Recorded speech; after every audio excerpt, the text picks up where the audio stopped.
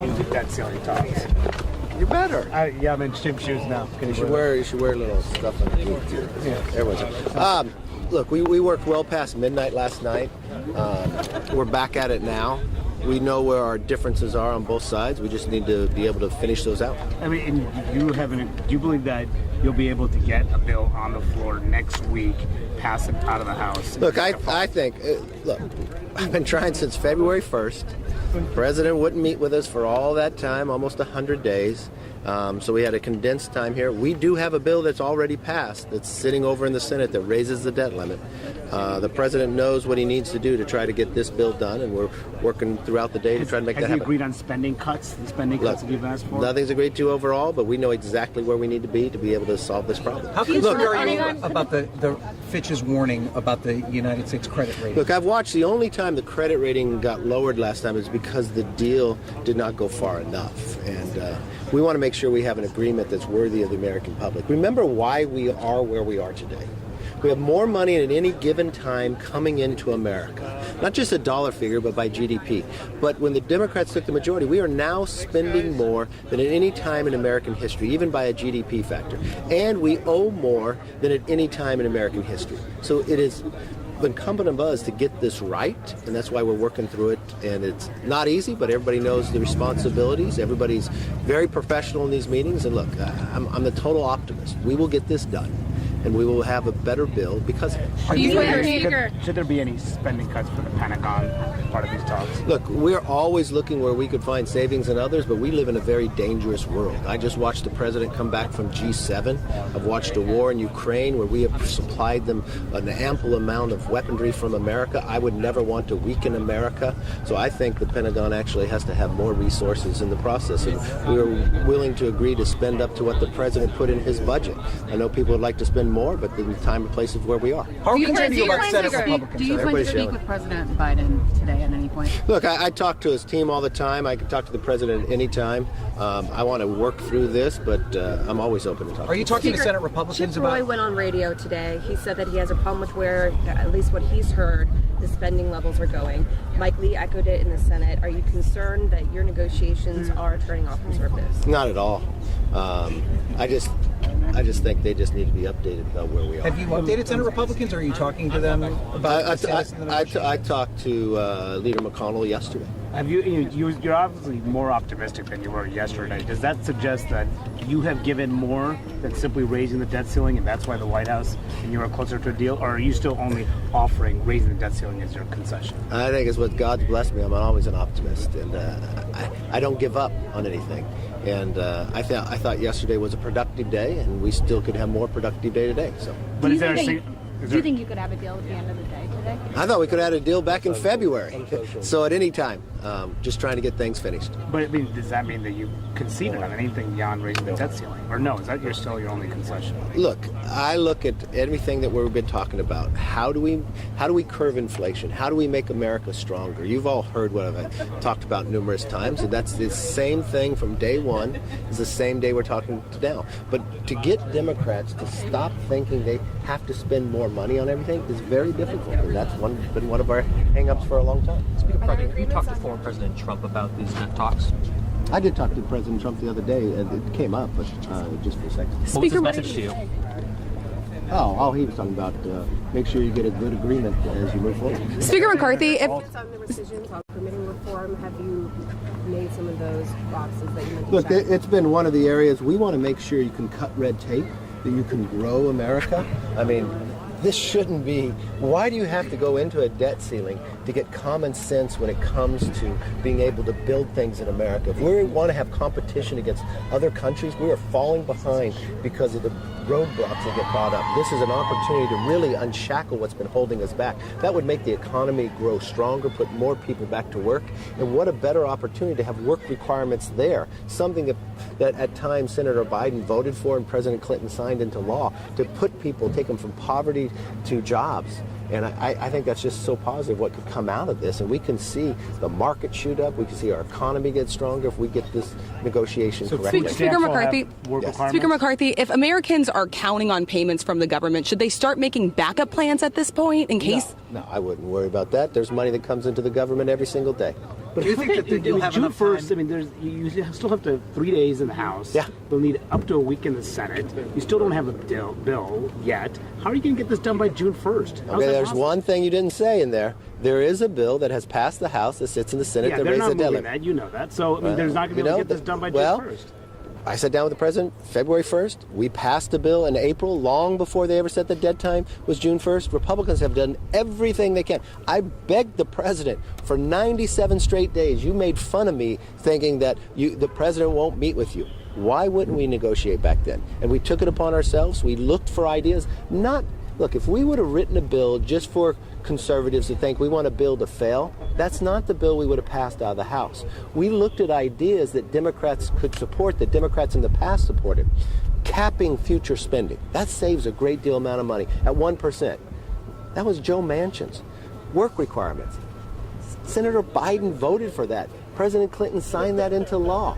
And now the Democrats have become so extreme that somehow they think that's not right anymore. Every study shows it helps people get jobs. It pays more money into Social Security and Medicare and makes those entities stronger. And we just found that they continue to spend more money. Couldn't you find $1 in savings? I mean, even COVID money that you appropriate that sat out there for 2 years, that the pandemic is over, it hasn't been spent. They thought that was so draconian to pull back. Then they made lies about us when we've been able to fund veterans even greater. I just don't understand where they're going. They denied this problem just like they denied the border. Republicans continue to find solutions. We'll work through and get this done. And I look forward to probably seeing you in another part of the day. Thank you very much. Without respecting your line of spending cuts. That's a smart question. Yeah, I like that. Where is? Thank you. Whose is this? Laylee's. How much did I miss? Layley. Maybe here.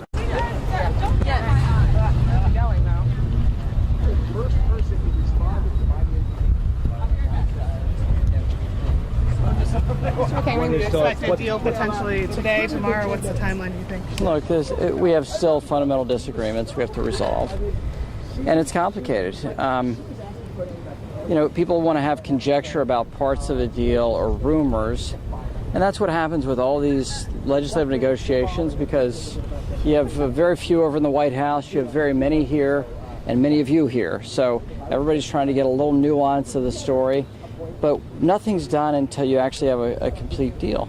The fundamentals of this deal are about spending. The fundamentals of the deal are based off of the legislation the House passed to raise the debt ceiling. And that's tough stuff for Democrats, and the White House has made that very clear. But these are thorny issues that have to be resolved with serious consequences for people.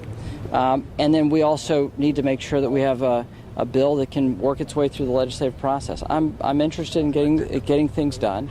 And I understand the deadline. It sounds like the spending levels are not resolved yet. Nothing's resolved. Nothing's resolved. And everyone wants to think you can lock up and bank something. You can't bank anything until you actually have a complete deal. So everybody wants to have a conjecture or wants to have some self-serving leak about what we're talking about. But there's just a few of us in the room, and since we're sincerely trying to work through the actual agreement necessary so we can actually have legislation. The deadline's real. We've got to work towards that and make sure that we can meet the important. Mr. McHenry, was there some anytime today? No, we don't. We have work to do. We have legislative work to do, policy work to do. The details of all that stuff really are consequential to us being able to get this thing through. Have you spoken with Fitch, and was there any effort made by people here on the Hill or the White House to convince them to just go on a negative watch versus an actual downgrade? I've never spoken with, I've not spoken with them in this context, and haven't, any interaction I've had with them is years old at this point. Roy said that he's not confident in the direction the debt ceiling negotiations are going, that could support something. You can ask him more about that. I've heard from a lot of members that want something that can work. They have a lot of questions about the mechanics, and the nature of our debt is quite a mechanical one in some levels.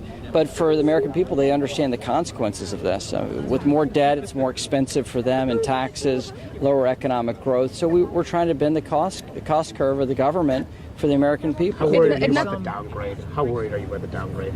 Sincerely worried. I mean, what are you going to, I mean, does it almost seem like it's going to happen? I am worried about the consequences of us not coming to terms and raising the debt ceiling. I've made that very clear. My views are very clear on this and well established. So if nothing is resolved at this point, how confident are you that you can reach a deal, an agreement by this weekend? I'm still trying to work for the deal. And it looks very difficult because it's very difficult subjects we're dealing with.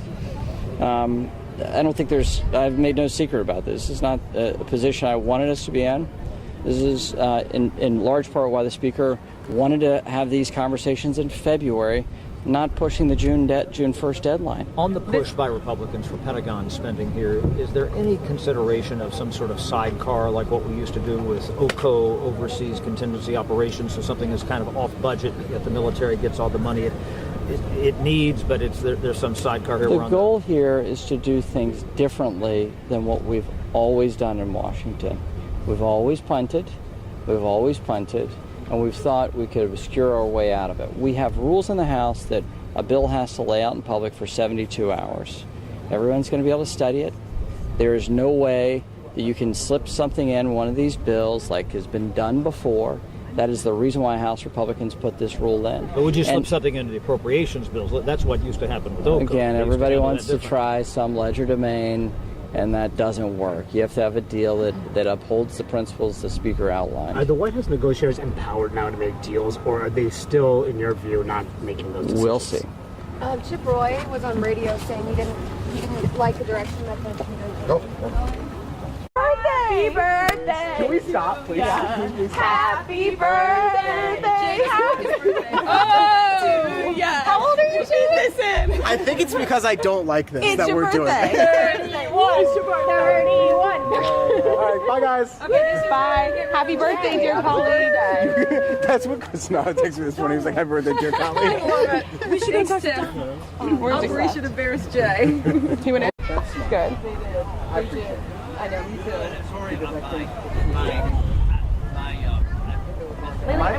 I'm really liking this ABC News call my mother. Oh.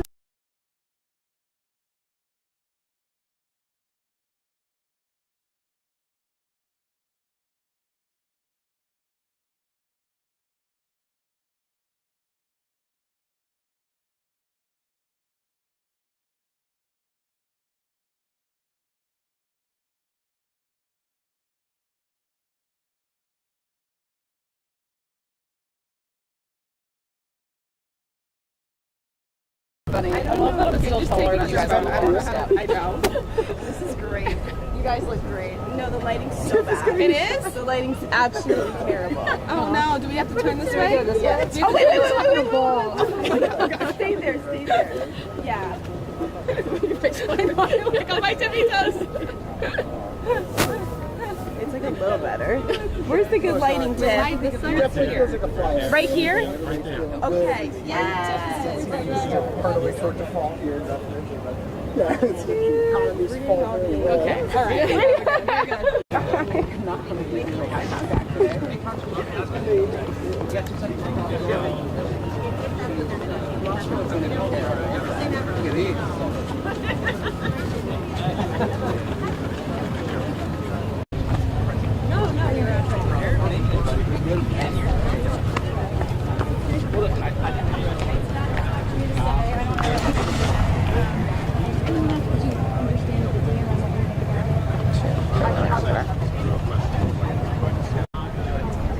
I mean, I guess I could get her.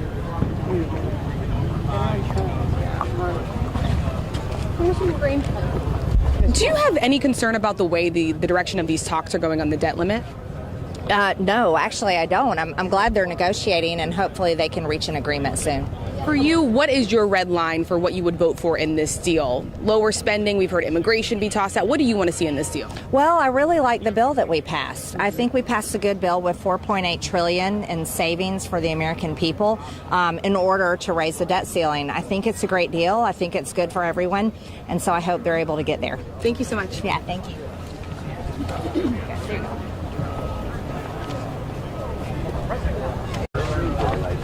We're off the record. Can you guys? I'll be right back. Okay.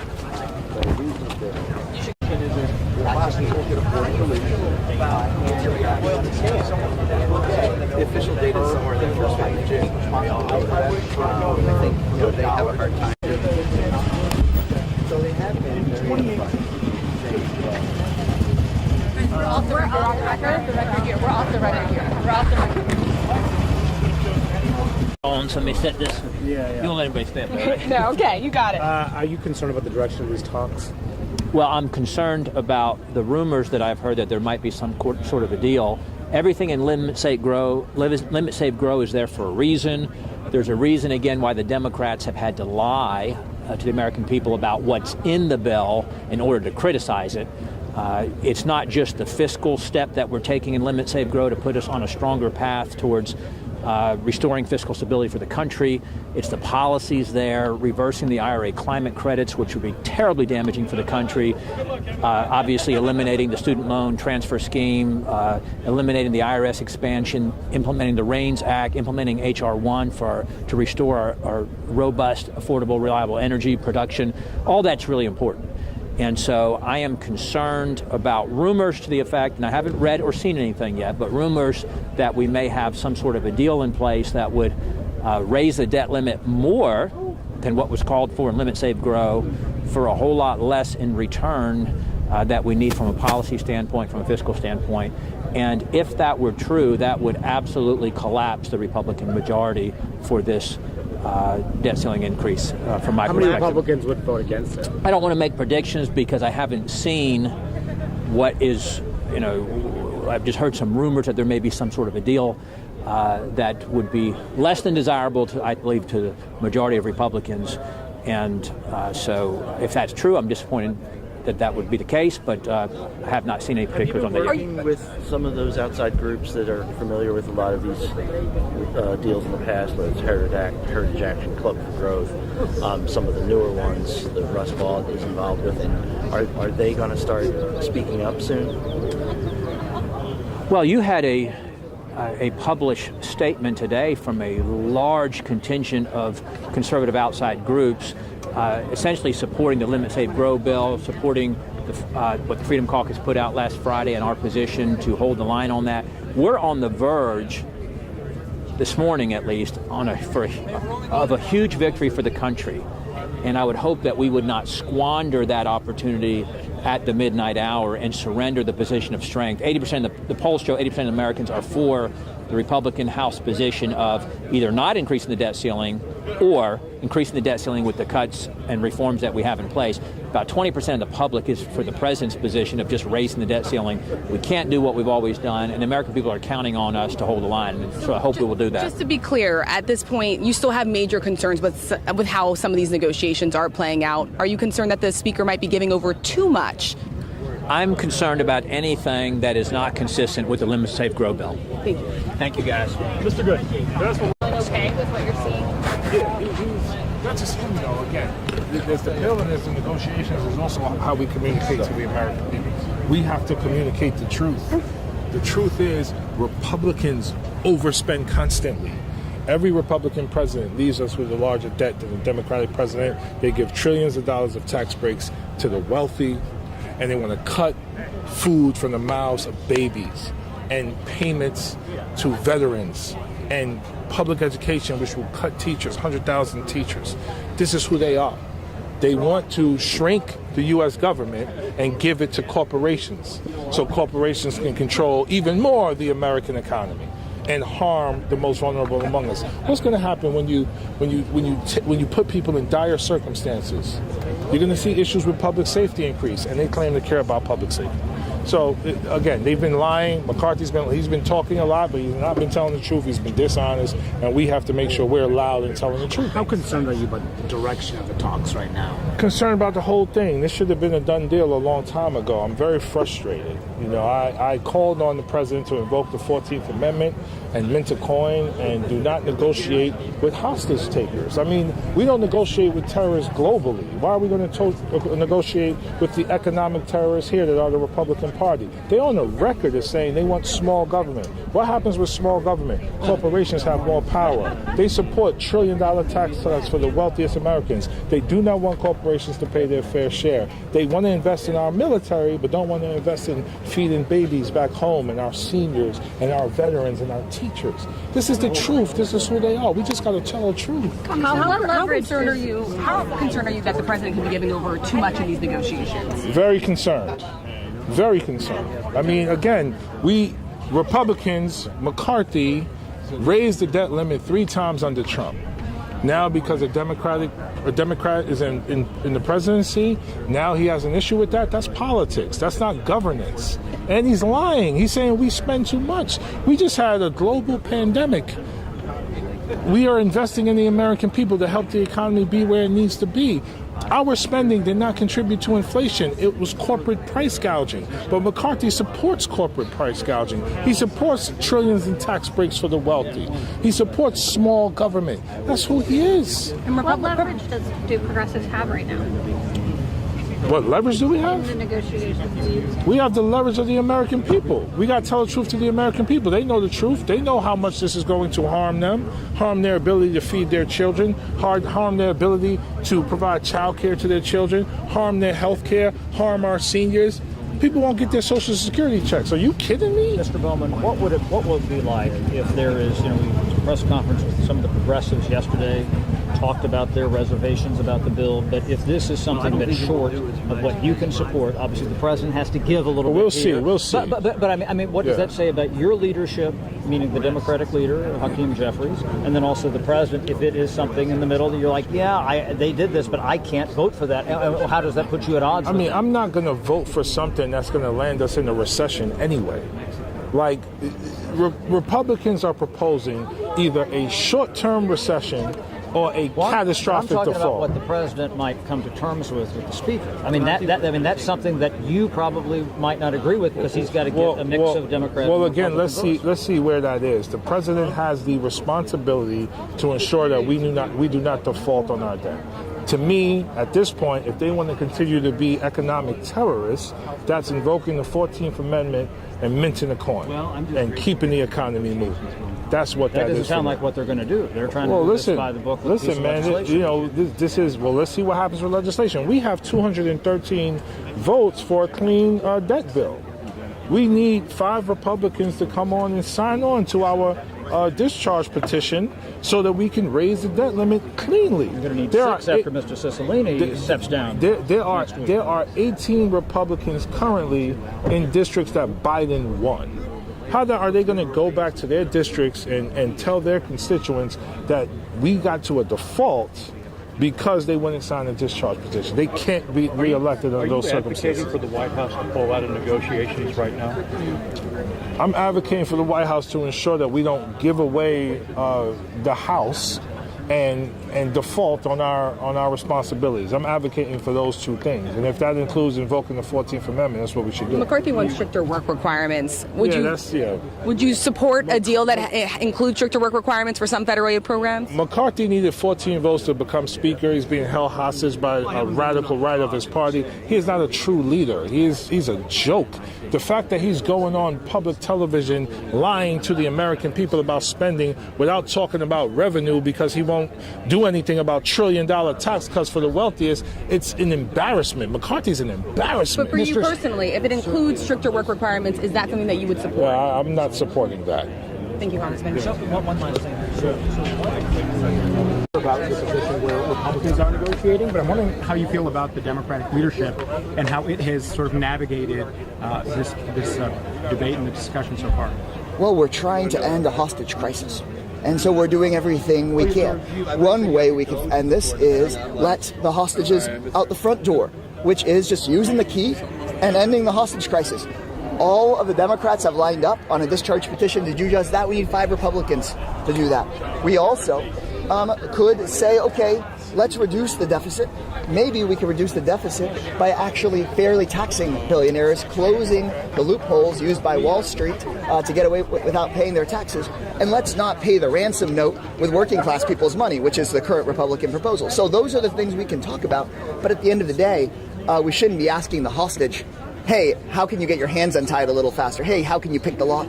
When we should instead be asking the hostage takers, why are you taking the American economy hostage? Realistically, though, you may have a deal that does roll back spending, right? And so I'm just wondering if you think that there would be enough Democratic votes if that is, in fact, the deal that's put before you, because that is all that the White House can negotiate at this point.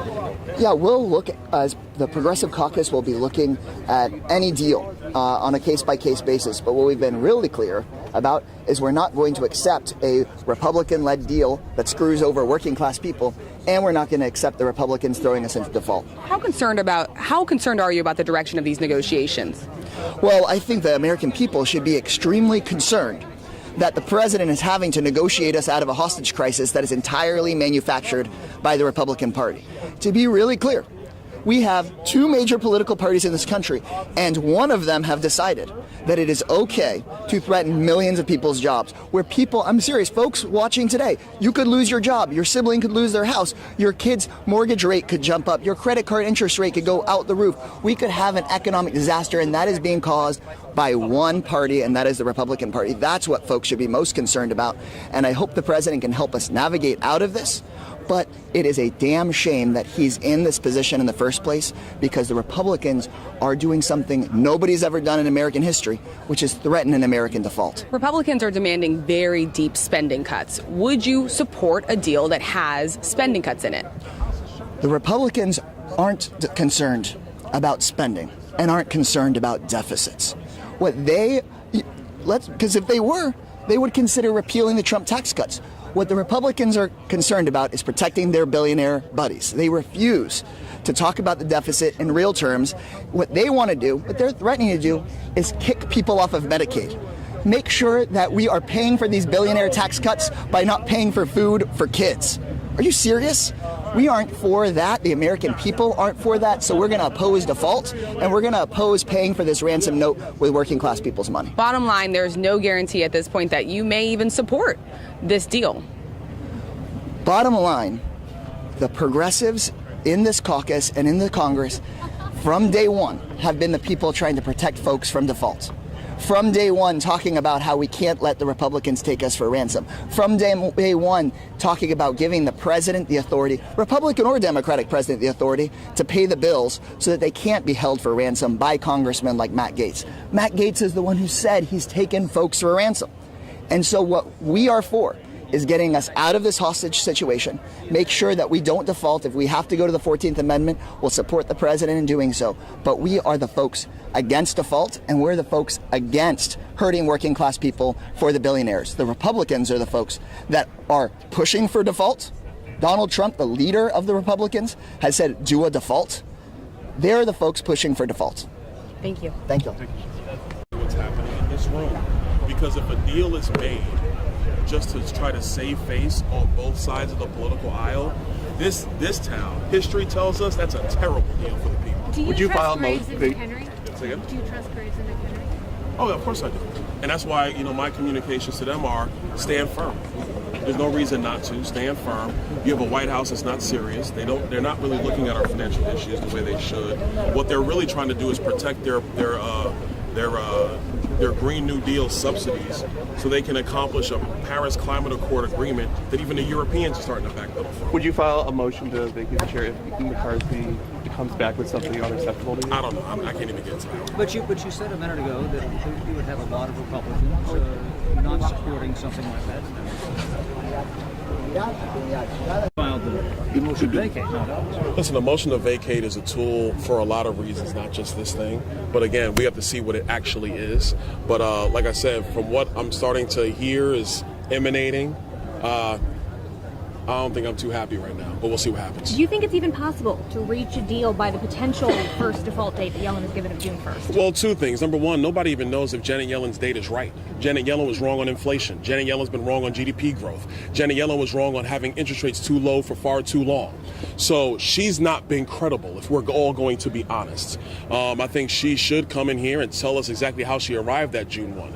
Me personally, I don't think June 1 is the date. I think we can actually find a way to get past that. And if you get to June 15, now you're talking about tax receipts come in. Now you're talking about July. There's a lot of stuff there. But can any of y'all actually tell me that Janet Yellen is credible at her job? Because history would say otherwise. How do you arrive at your alternative date? Listen, I'm not the Treasury Secretary. Members are going through a lot of different data tables, so we're all over the place. What I want to see, I think she's coming to financial services on June 7th.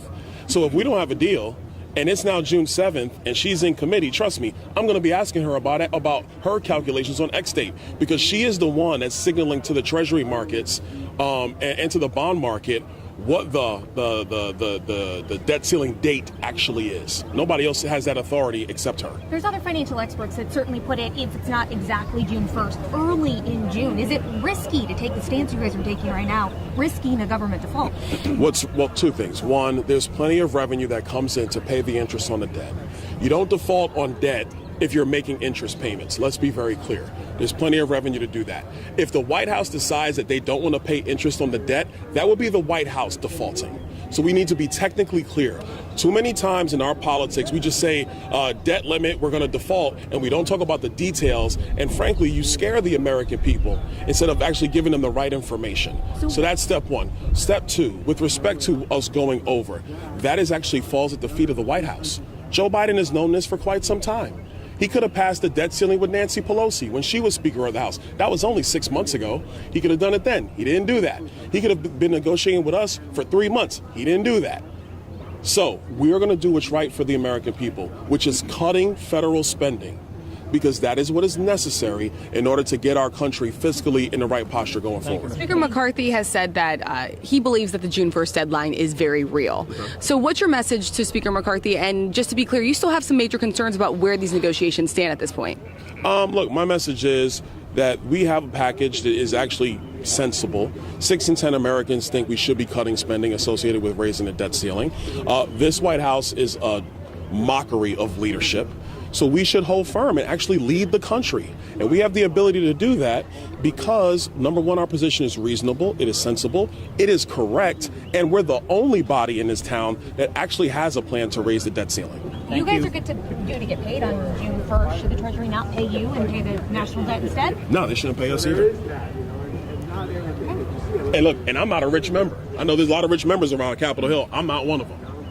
But if there's not enough sense between Republicans and Democrats to get this done and do it the appropriate way just because they want to protect their political agenda, nobody should be getting paid. Congressman Donalds, I want to ask you about comments that your colleague Matt Gaetz made. He said, I think my conservative colleagues for the most part support limit, save, grow, and they don't feel like we should negotiate with our hostage. Do you agree with that, and are those kind of comments helpful at this stage in the debt limit negotiations? Those kind of comments, what? Man, listen, let me say it like this. You guys get too worried about the phrases members use as opposed to the actual details of what we are talking about. He's describing taking the economy hostage, though. No. That stuff is political. That stuff is just talk. We're talking seriously about the fiscal health of the country. What? Who cares how he phrased it?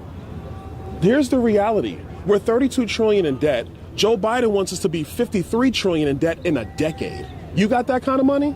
I know I don't. How's the country going to deal with that?